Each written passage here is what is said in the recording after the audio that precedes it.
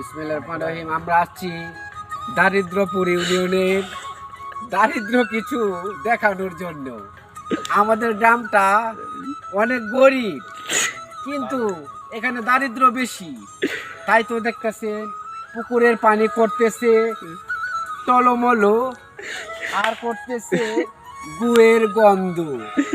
এই নিয়ে আমাদের দারিদ্রপুর ইউনিয়ন। এখানে কেউ নেই কোনো দেখার। দেখেন দেখেন এদিকে দেখেন, পানি করতেছে টলমলো, আর এই যে ছেলেরা বসে রয়েছে কত সুন্দর কইরা।